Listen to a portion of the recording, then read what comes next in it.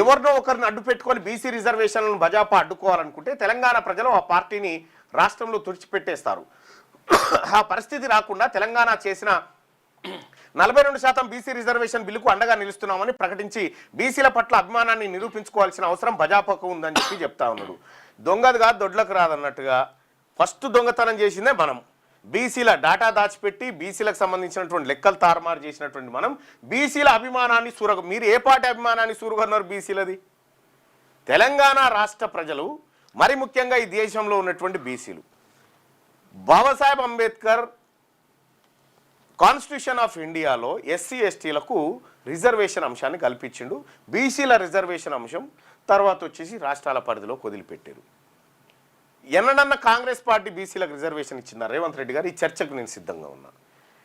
నీకు జనతా ప్రభుత్వం వచ్చినప్పుడు బీపీ మండల్ కమిషన్ వేస్తే, విపి సింగ్ సర్కార్ వచ్చినప్పుడు ఆ మండల్ కమిషన్ రిపోర్ట్ను ఇంప్లిమెంట్ చేస్తే వచ్చింది. కాంగ్రెస్ పార్టీ దేశంలో బీసీలకు ఇచ్చిన రాజకీయం ఏమీ లేదు, రిజర్వేషన్ లేదు. ఆ 27% reservation BP mandal VP Singh పుణ్యాన్ని వచ్చింది.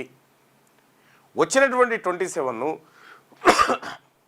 ఎన్టీ రామారావు గారు ముఖ్యమంత్రిగా ఉన్నప్పుడు 45% రిజర్వేషన్ బీసీలకు ఇవ్వాలనేటువంటి ప్రతిపాదన పెట్టినప్పుడు కాంగ్రెస్ పార్టీ నాయకులు కోర్టుకు పోయి దాన్ని అడ్డుకున్నారు. ఇది నా మాట కాదు.